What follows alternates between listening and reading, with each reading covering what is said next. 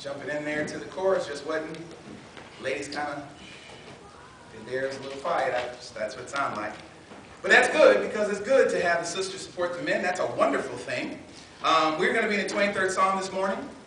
I want to talk about something that I think is very pertinent to our sustaining life as a child of God and what the essence of life for the child of God is. Now, the 23rd Psalm is a book that we know the history of it, and David wrote this, and they say that he was sitting out there in his cool of the night, and the sheep were all taken care of, and he started thinking about what he did for them, and then he wrote this psalm. And maybe that was the case, maybe it wasn't, that was a commentary, but what I want to show you is what this psalm was intended for from my studies. I believe that this psalm addresses a huge problem in our society, and that problem is that of fear. Fear is something that God eradicated in Christianity. He took fear away from us. But then you may ask yourself, how does fear keep creeping in? God took everything that would make us afraid, and he dealt with it. I'm afraid of my sins and dying in my sins. I'll send my son to take care of that. I'm wondering where my next meal is going to come from. I will provide for you. You get the picture? God did this, but yet his people are still afraid. And we are afraid for the same reason that sheep are afraid. I'm going to make an analogy of that in a moment. But the interesting thing to know is that fear is a choice. Fear is a choice. We choose, particularly when things don't go our way and things are something that we cannot control, we choose then to be afraid of it. We choose to be afraid of things that we can't control. We're afraid of things that are unknown to us. We're afraid of things that we can't see. We're afraid not to know the plan. We are afraid. God never intended for us to be that way. There are going to be things in life that we can't control. There are going to be things in life that are beyond our control. We're going to try to control them anyway, but they're beyond our control. And we as children of God need to be teaching the world how to trust in God. Fear for the Christian is on the same line, if you will, as trusting in God. The more I trust in God, the less fear I will have. The more I fear, the less trust I will have in God. That's just a fact. It's on the same line. Because whatever it is that you're afraid of, you have to ask yourself, am I trusting God now? Is God still where he said he was, and is God still keeping his promises to me? I'm here this morning to tell you he absolutely is. But he wants to make sure that you're walking in the light. There is no fear in the light. There is no fear in the light. There is fear in darkness. There is no fear in the light.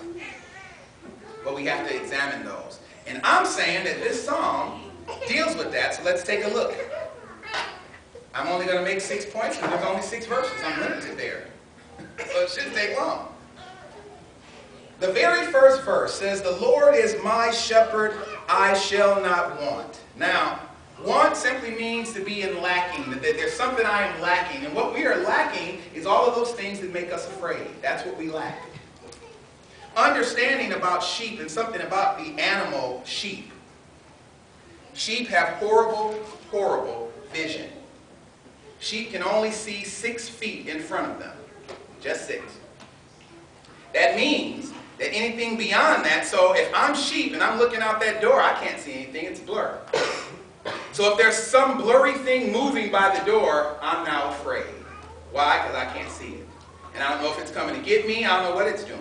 And sheep have no defense of their own. Their defense is the shepherd. But what if you don't trust the shepherd? Then where's your defense? You never will see lion going after a sheep and then a bunch of them gang up and just beat that lion up. Doesn't happen. The only thing they can do is lay down and die. They can knit them a sweater, but that's the best you're going to get out of sheep and being aggressive, because they're not by nature that way. They cannot protect themselves. Their sense of smell is really bad. And let me tell you what I mean by their smell. Sheep, you know they can't see, but they actually, to eat, they could be in a green pasture, but unless they lie down, they won't smell that that's good to eat. They can be standing up and walking through a green pasture starving because they can't smell the food. That's how bad their sense of smell is, which is why they're easy prey. Normally, the other animals, like a deer can smell really good. So we have to do things in deer. I said we, I don't deer hunt, but in deer hunting, they have like stuff that you can use. Urine normally is what they use. You know about that? You're hearing that?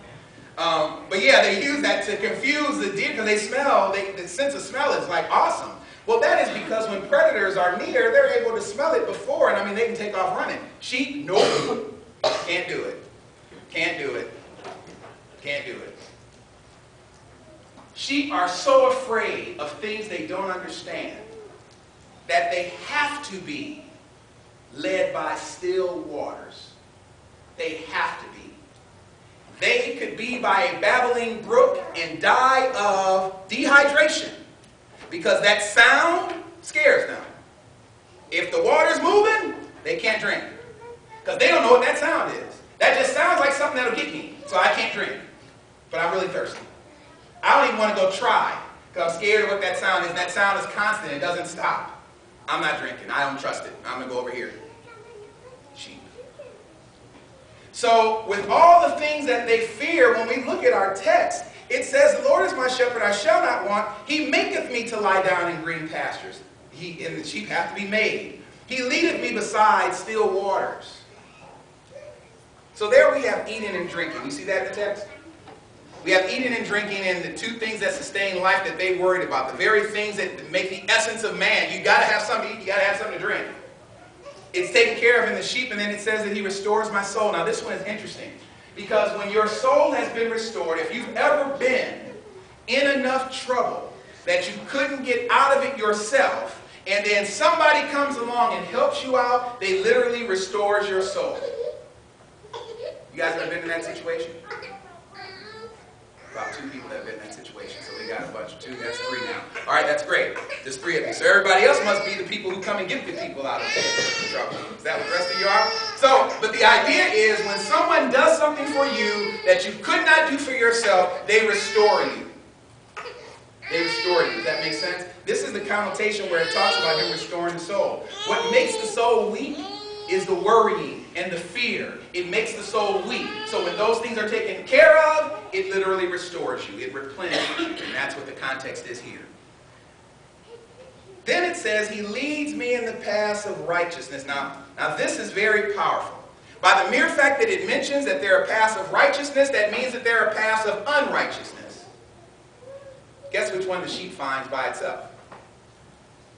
Paths of unrighteousness. In part of trying to trust their vision, trying to trust their smell, left to their own devices, they are going to go astray.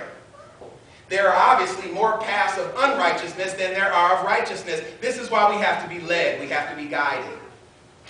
That is the exact same way in coming to Christ. Someone has to guide you. You have to be taught the gospel of Jesus Christ. Remember in the story in Acts chapter 8 of the Ethiopian eunuch, he was reading from the prophet Isaiah, and Philip asked him, do you understand what you're reading? He said, how can I accept? Someone guide me. He needed to be guided on it. In another passage in Romans, Paul told him, he says, how can you hear except you have a preacher?